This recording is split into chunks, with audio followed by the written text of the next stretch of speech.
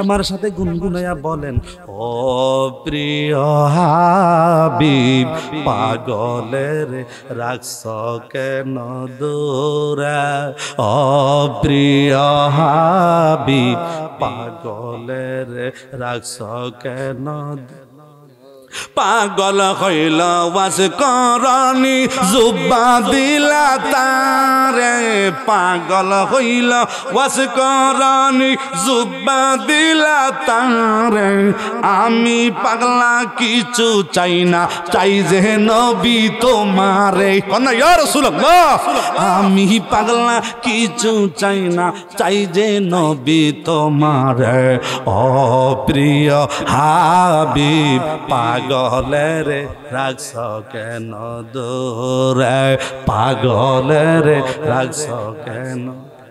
হাবশির বেলাল পাগল হয়ে খুঁজে তোমারে, হাবশির বেলাল পাগল হয়ে খুঁজে তোমারে। ওই বেলালের মতন পাগল বানাও আমারে, ওই বেলালের মত পাগল বানাও আমারে। ও প্রিয় হাবিব পাগলের রাখছ কেন দূরে, পাগলের রাখছ কেন।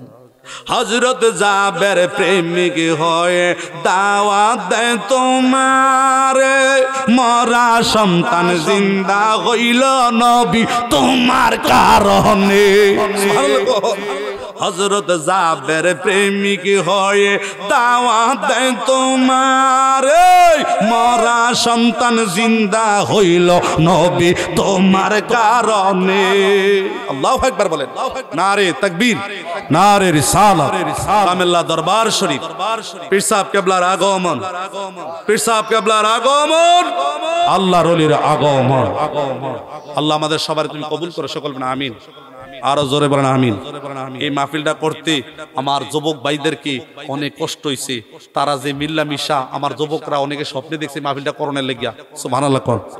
কিন্তু আমার জাহাঙ্গীর ভাইয়ের কথা বলি, আপনারা যারা আছেন এই মদিনা জমাতের পাগল, আমি সবার নাম বলতে পারি না, আমি জানি না, এই জন্য আপনার মনে কোনো কষ্ট নিয়েন না। আমি আপনাদের সবাইকে সমানভাবে ভালোবাসি, আমিন কর। আমি আপনাদেরকে সকলকে সমানভাবে ভালোবাসি। আমার মুরব্বী বাবারা আমার জন্য দোয়া করবেন, আমি আপনাদের দেশের জন্য দোয়া করি। আল্লাহ যেন বাংলাদেশটা আল্লাহ ইহুদিদের হাত থেকে, বেদিনের হাত থেকে, দুশ্মনের হাত থেকে যেন আল্লাহ এই ওলিয়া উলিয়াদের বাংলাদেশটা যেন আল্লাহ রক্ষা করে। আমরা মারামারি চাই না, কাটাকাটি চাই না, আমরা শান্তিপ্রিয় মুসলমান, আমরা অলি প্রেমিক, রসুল প্রেমিক, আমিন কন। আমরা সবাই মিলেমিশে থাকতে চাই, বলেন আমরা মিলেমিশে। আমরা শান্তি চাই, বলেন আমরা কি চাই? কেডা কেডা শান্তি চাই? দুই হাত তুলে নারে তাকবীর, নারে তাকবীর, নারে রিসালাত, নারে রিসালাত। আমি ফেসবুকে দেখলাম গতকাল যেইভাবে বুম মারে ফিলিস্তিন গাজার উপরে, আয় হায় রে, একটা বুমের শক্তির পাওয়ার, ছোট ছোট বাচ্চারা বাতাসের উপরে উড়ে, বোম যে মারে, ছোট ছোট বাচ্চারা, দুধের বাচ্চারা বাতাসের উপরে উড়ে পাখির মতন। কি যে অবস্থা দেখা যায়, মনে হয় যেন একটা পাখি। ছোট ছোট বাচ্চারা এইভাবে উঠতেছে, বোমের ছুড়ে বাতাসের লগে লগে উপরে উঠতেছে, আর মনে হয় যেন একটা পাখি এইভাবে দৌড়াদৌড়ি করতেছে।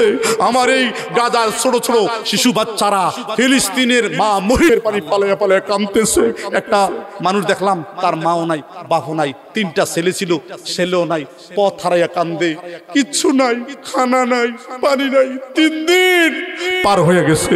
এরপরও তারা আমার নবীকে বলে নাই, এরপরও কোরআন শরীফ বুকের মধ্যে চাপ দিয়ে ধরে রাখছে। কোরআন শরীফটা বুকের মধ্যে চাপ দিয়ে ধরে রাখছে, ধরে ধরে কাঁদতেছে, আল্লাহ ইয়া রাসূলুল্লাহ, ইয়া রাসূলুল্লাহ।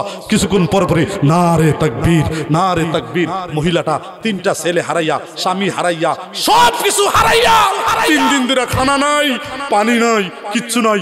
এরপরও কোরআন শরীফটা বুক থেকে ফালাই নাই, বুকের মধ্যে কোরআনটা চাপ দিয়ে ধরে রাখছে। আমার বিশ্বাস, ফিলিস্তিনের মুসলমান যারা ছেলে হারাইয়া, ছোট ছোট বাচ্চাদেরকে হারাইয়া, ঘর বাড়ি বিল্ডিং তছনছ নামাজ করে সব হারাইয়া, কিন্তু তারা কোরআনকে হারায় নাই, আল্লাহকে হারায় নাই, রসুলকে হারায় নাই। বাড়ি হারাইলে বাড়ি পাওয়া যায়, ঘর হারাইলে ঘর পাওয়া যায়, দুনিয়া হারাইলে দুনিয়া পাওয়া যায়, আল্লাহ রসুল হারাইলে আল্লাহ রসুল পাওয়া যাবে। আমরা আল্লাহ রসুল চাই কি চাই না? কে কে চাই? দুই হাত তুলে দেখান না রে।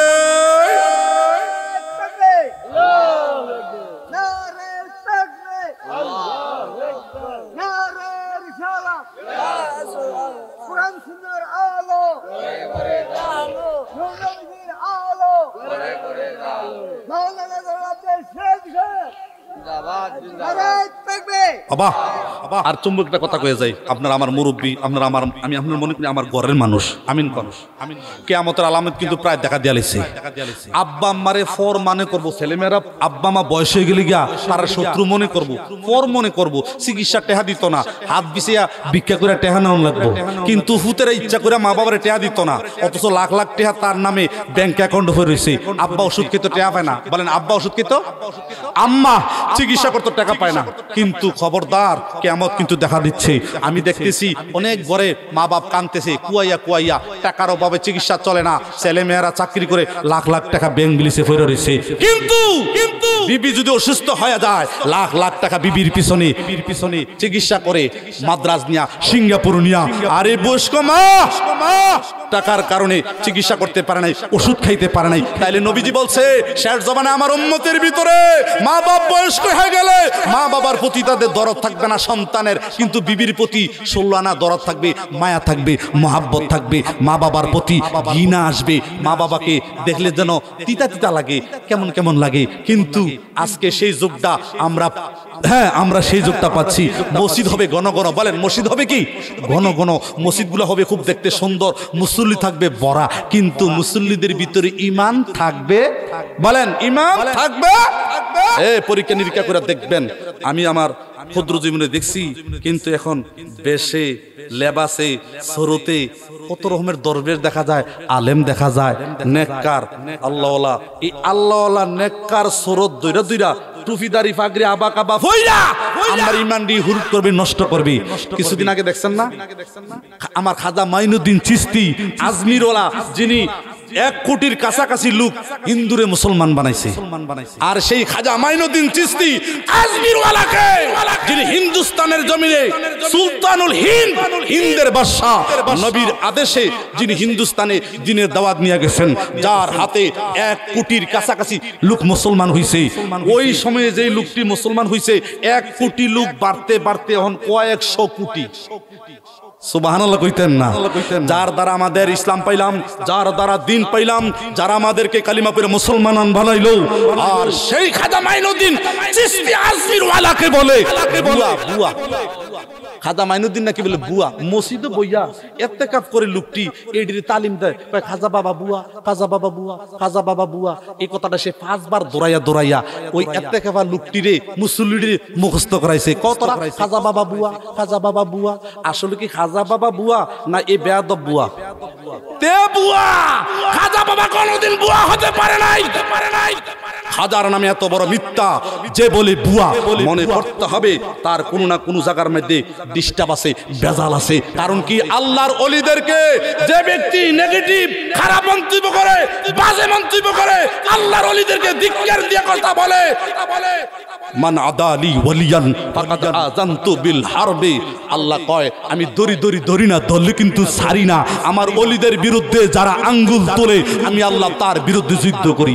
দেখেন এই কথাটা কওয়ার পরে সারা দেশের আলেমরা এখন এই হুজুরের গলার মধ্যে জুতার মালা, ফেসবুকে ইউটিউবে খালি জুতার মালা দিয়ে বেজ্জুতি। এরপর দেখলাম জারু হিসা দিয়ে তার মুখটার মধ্যে বাইরেইতাছে, আর জুতার মালা দিয়ে তার অপমান করাইতাছে। তাহলে বোঝা গেল আল্লাহর ওলিদেরকে যদি কেউ খারাপ ভাবে, খারাপ ধারণা করে, আল্লাহর ওলিদের সমালোচনা করে, বিরুদ্ধে যায়, আল্লাহ তার বিরুদ্ধে অপমান ঢেলে দেয়, বেজ্জুতি, জুতার মালা, এরপরে জারু দিয়া আরো যে কত অপমান। তাহলে বোঝা যায় আল্লাহর মায়ের, বলেন আল্লাহর মায়ের সবচেয়ে বড় মায়ের, আল্লাহর দ্বারা সবচেয়ে বড় ধরা।